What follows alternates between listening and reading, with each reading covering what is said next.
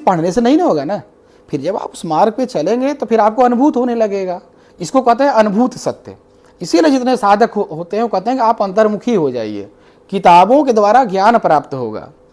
मतलब आप कह सकते हैं कि हमारे चैनल पे कि जो भी साधक हैं, जो भी प्रार्थना कर रहे हैं, वो अंतर्मुखी हो जाए। अंतर्मुखी हो जाए, वो साधना करेंगे तब उन्हें जैसे एक दार्शनिक कहता है कि आपने बचपन से लेके आज तक जितने भी किताबें पढ़ी हैं, जितने आपके माता पिता ने बताया है, उन सबको जीरो कर दीजिए, एक खाली ब्लैक बोर्ड कर दीजिए, फिर आप सोचना चालू करिए। वह जो ज्ञान होगा वही जो है वास्तविक ज्ञान होगा। अभी तक तो हमारे ज्ञान के संस्कार हैं ना, इन्होंने कह दिया कि ये है, ये देवी 33 करोड़ देवता है, राम है, कृष्ण है, दुर्गा है, माँ है, ये है, आपने एक छवि बन गई है ना, आँख है, कान है, नाक है। जिसने इस संसार को बनाया हुआ है, इस सृष्टि को बनाया है, हमारे गैलेक्सी में सिर्फ एक सूर्य है आकाश गंगा में, सहस्त्रों सूर्यों का तेज इसमें है, तो आँख कान नाक वाला कैसे होगा?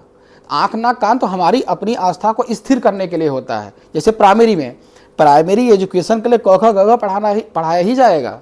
हाई स्कूल में 6 विषय रहेंगे, इंटर में 5 होते हैं, बीए में 3 होता है, एमए में 1 आता है, पीएचडी एक टॉपिक पे होता है, सुपर छोटे और छोटे पे होता है। उसी तरह से हमारी साधना की पद्धति है, पहले हम पूजा करते हैं, पाठ करते हैं, कई देवताओं को करते हैं, फिर धीरे धीरे एक देवता पे आते हैं, फिर करते करते हम निराकार पे आते हैं, फिर निराकार के बाद एको हम द्वितीय नास्त पे आते हैं, जो ब्रह्म है वही मैं हूँ जो ब्रह्म है, उस स्तर पे आते हैं।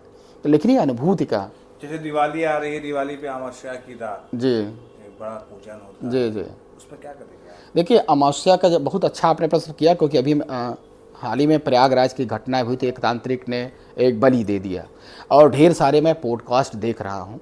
उन सारे पॉडकास्टों से सरकार को चाहिए पूछने के लिए कि ये जो पॉडकास्ट कर रहे हैं, जिसको आपने स्पेशलाइजेशन में बुला रखा है, तांत्रिक का चोला पहन करके, वो कितने पढ़े हैं, क्या है, क्या उन्होंने साइंस टेक्नोलॉजी की जानकारी है कि नहीं, मनोरोग के विषय में जानकारी है कि नहीं।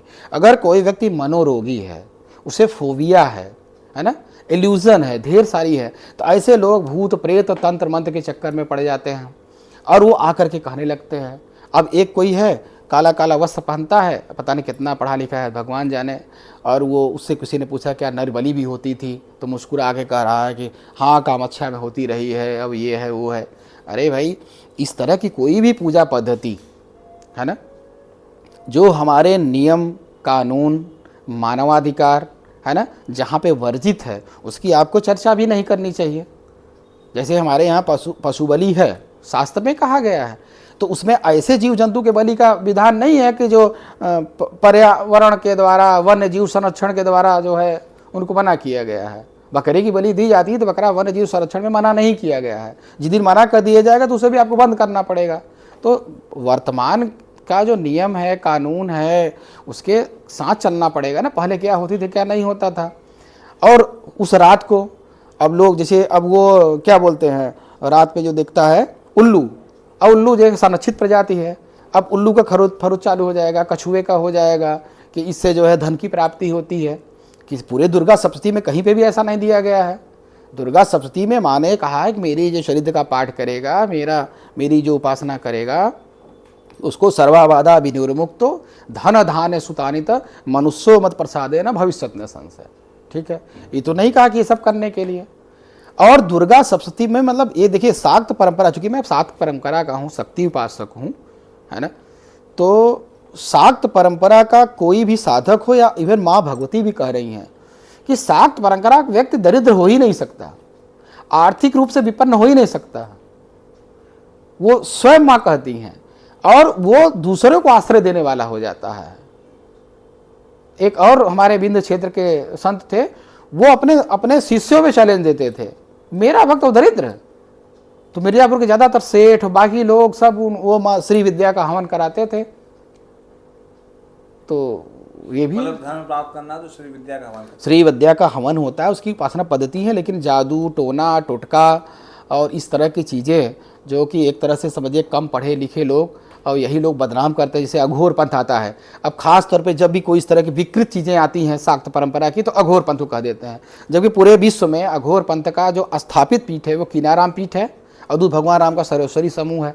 वहाँ पर जाइए, अब अवधूत भगवान राम ने अपने समय ही इसलिए काला वस्त्र मना करा दिया था कि काला वस्त्र के ही आड़ में दारू पी करके लोग घूमते हैं, हड्डी लटका के घूमते हैं, लोगों को ब्लैकमेलिंग करते हैं, तो इसलिए जो है सफ़ेद वस्त्र कर दिया। अब वहाँ का सारा सफ़ेद। अभी सवाल था, आपने बताया कि उल्लू जी दिवाली के समय भी आ रहा है, उल्लू का क्या तात्पर्य? जैसे हम लोग सनातन में उल्लू का विशेष महत्व है, लक्ष्मी जी और दिवाली पे, क्या ये सच है?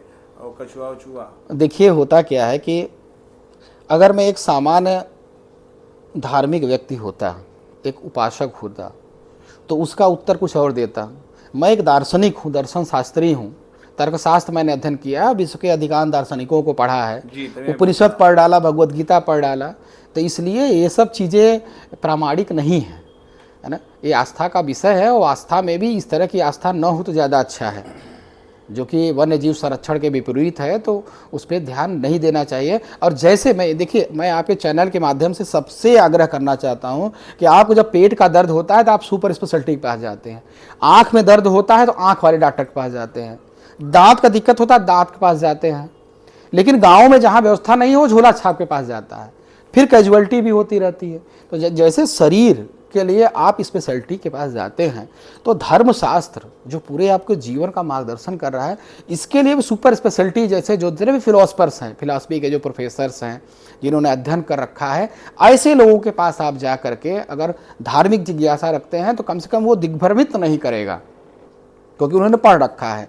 क्योंकि आस्था के साथ साथ तर्क उस पर हावी है, क्योंकि मनुष्य और पशु में यही अंतर है ना, सारी क्रियाएं मनुष्य की पशुओं के समान है, लेकिन जो विवेक बुद्धि है वो भिन्न करती है। तो मतलब आप कह सकते हैं कि जो ये उल्लू, ये कछुआ, इसका कोई शास्त्रों में कहीं वर्णन, कोई वर्णन नहीं। अगर किसी तंत्र के किताबों में किसी ने लिखा, तो देखिए साहित्य तो भिन्न भिन्न प्रकार के हैं, और भिन्न भिन्न मन स्थितियों के व्यक्ति ने लिखा है, ठीक है।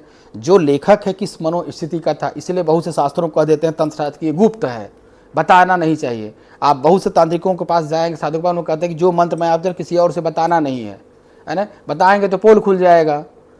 भाई जो चीज़ें सही है, मैं तो पूरे आपके चैनल पे कोई चीज़ों को बोल रहा है, जो सत्य है तो सत्य रहेगा।